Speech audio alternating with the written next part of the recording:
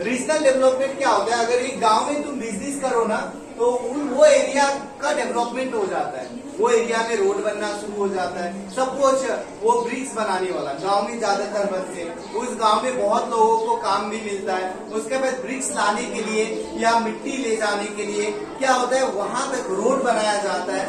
इस तरह से क्या होता है, एक बिजनेस अगर एक जगह में खुलने के वो जो रीजनल है वो डेवलप हो जाता है।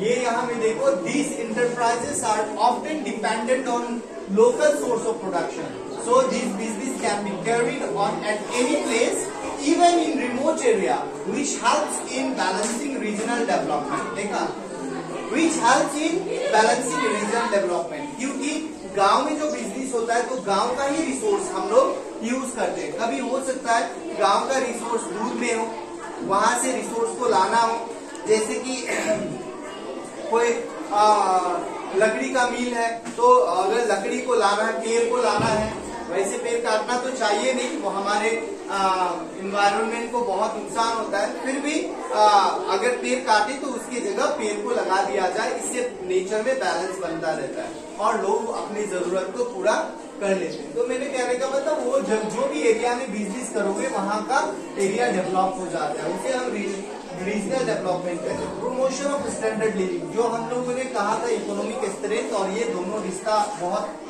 दोनों का एक रिश्ता है, इकोनॉमिक स्ट्रेंथ और प्रमोशन ऑफ स्टैंडर्ड। कमाई होगा तो ऑटोमेटिक लोगों का स्टैंडर्ड बढ़ जाएगा। पहले पैरों में चप्पल नहीं रहते थे, अब जूता रहेगा।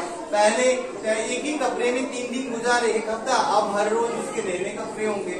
तो स्टैंडर्ड ऑफ लिविंग बिजनेस के साथ, पैसों के साथ ऑटोमेटिक बढ़ जाता है। तो ये देखो तुम कि गांव में एक बिजनेस होने से कितना फायदा होता है गांव वालों का।